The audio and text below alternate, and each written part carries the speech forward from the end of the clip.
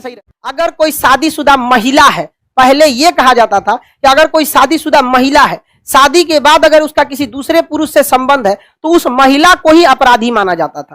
तो महिलाओं ने केस किया, केस कोर्ट में कहा कि अगर शादीशुदा पुरुष है और वो अगर किसी से संबंध बनाता है तो ये उस पर भी एप्लीकेबल होना चाहिए, या तो इसे हमारे पे भी हटा दीजिए या तो उस पर से भी एप्लीकेबल कर दीजिए। ये मांग गलत नहीं, किसी एक को आप नहीं कह सकते यहां पर।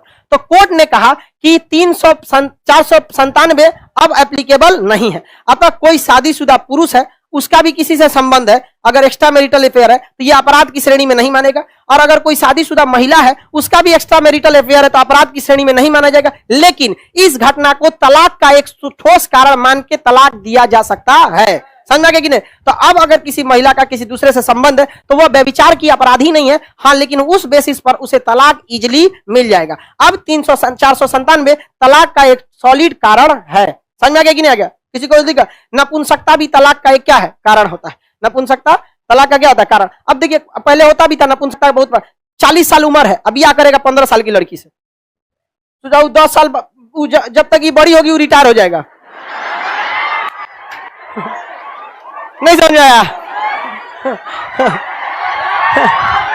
तो नपुंसकता में चल जाएगा, तो इस पे बेचारी लड़की का लाइफ खराब होगा कि नहीं? तो नपुंसकता के आधार पर वो कोर्ट में कह सकती है कि हमको इससे क्या चाहिए? बुढ़ऊ से तलाक चाहिए। किसी को दिक्कत नहीं। ये चीजें गलत है। आप समाज में किसी लड़की का जीवन जी के देखिएगा कितना टफ है। आपके माँ बाप आपके लिए आराम से 5 साल 6 साल छोटी लड़की लाएंगे और खूब अच्छा से उसको लोग अच्छा तारीफ करेंगे, बड़ा अच्छा दुल्हन लाए हैं। लेकिन गलती से अगर किसी लड़की का हस्बैंड, अगर लड़की 5 साल बड़ी हो गई और हस्बैंड 5 साल छोटा हो गया, कह देंगे माई उठा लाया है। तो उसको कहीं नहीं कह देगी कि इसका बाप उठा लाया है। समझ में कि नहीं आएगा? ये चीजों में काफी ज्यादा मतलब भेदभाव समझ में आ गया। ये हमारे यहाँ पे इस चीज में धीरे धीरे सुधार हो रहा है। सोचिए बेचारी उस घर में चली जाती है जिस घर में उसकी सास कहती है पराये घर से आई है, और माँ पहले से पाल के रखती है ये कह के कि दूसरे घर जाएगी। काफी देखिए, लड़का अपने आप को साबित करना चाहता है, लड़की अपने आप को साबित, दोनों में थोड़ी कमियां रहती हैं। इसको अंडरस्टैंडिंग होनी चाहिए। लेकिन समस्या क्या है? लड़कियों को एजुकेशन तो मिल जाता है बट सोशल एजुकेशन इनको नहीं मिल पाता। आप समाज में घुल मिल के नहीं रहती हैं। आप समाज का वो चेहरा देखिए जो समाज आपको दिखाता है, लेकिन समाज का वो चेहरा आप नहीं देखिए जो समाज आपसे छुपाता है। क्योंकि कोई भी आता है प्रोफेशनली तो आपके सामने अच्छा ट्रीट करता है, लेकिन लड़कों ने उस समाज को भी देख रखा है जो दिखता है और उसे भी देख रखा है जो इसे नहीं दिखता है, क्योंकि इनके साथ छल कपट समाज में हमेशा रहते हैं। तो ये समझदार हो चुके रहते हैं समाज के हिसाब से। आप नहीं ढलेंगे समाज के हिसाब से। लड़कों से कोई मुस्कुरा के बात करेगा, अच्छा से कर देगा, समझ जाएगा झूठ बोल रहा है यहाँ पर। और लड़की लोग से 2-4 को बढ़िया बात कर देगा, इसको लगा बाप रे बाप अवतार लिया ही, मेरे लिए इससे अच्छा कोई है ये नहीं है। समझ में आ गया कि नहीं? इस सब चीज को समझना चाहिए। एक लड़की ने कहा था कि बूढ़े माँ बाप जो होते हैं उनको घर से लोग निकाल देते हैं। अगर माँ बाप के पालने की जिम्मेदारी बेटे से लेकर बेटियों को दे दी जाएगी तो कोई भी वृद्ध आश्रम नहीं रहे, कोई भी वृद्ध आश्रम नहीं दे। तो इस पे एक लड़के ने बोला था कि अगर हर लड़की अपने सास ससुर को ही अपना माँ बाप समझ जाए तो पूरी दुनिया से वृद्ध आश्रम खत्म हो जाए। समझ में? इसमें लड़की ने दोनों की जिम्मेदारी होती है।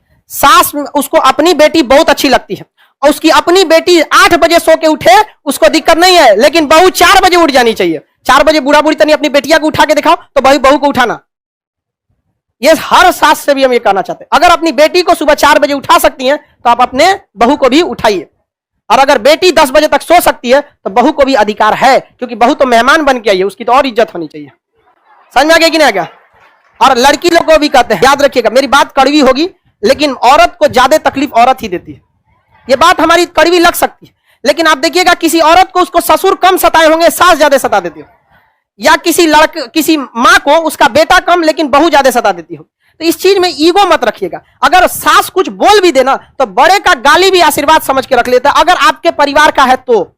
बाहर वालों के लिए नहीं कहते। हमेशा आपको यह सिखाया गया है कि लड़के रोते नहीं है। एक बार यह भी सीखिएगा कि लड़के रुलाते नहीं है।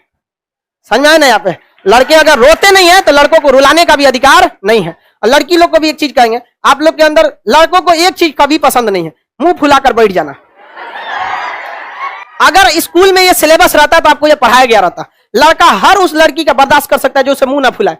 2 मिनट 5 मिनट बस, 5 मिनट से ज्यादा हुआ उसका सबर का बांध टूट जाता है। लड़का कभी मुंह फुला के नहीं बैठेगा। आप अपने भाई को देख लीजिएगा, मार देगा आपको, फिर शाम को बोलेगा नाश्ता लाओ, लेकिन आप ले जाकर ना किसी से इतना ही नाराज हुई है कि उसको आपकी कमी का एहसास हो। इतना नाराज मत होइए कि आपके बगैर जीना सीख ले। चल अब तुम लोग यहाँ पढ़ाई कर। सब देखो कचरा क्या कर रहा है सर। थैंक यू सर, सिखा तुम लोग को रहे। आई थैंक यू कर रहा है सर। रे तुम लोग कितना कचरा है। ये बहुत जरूरी चीज होता है यहाँ पर। जिन पैरों ने कभी ठोकर नहीं खाई है ना, उम्मीद छोड़ दीजिएगा ये पहाड़ जैसी बुलंदी चढ़ सकते हैं। इसलिए ठोकर का खाना जरूरी है। लोग खामखा कहते हैं कि बादाम खाने से दिमाग आता है, ठोकर खाने से आता। इसलिए हम लोग ठोकर खा गए हैं, हम आपको समझाते हैं कि उसी ठोकर से आप मत जाके लड़ जाइए।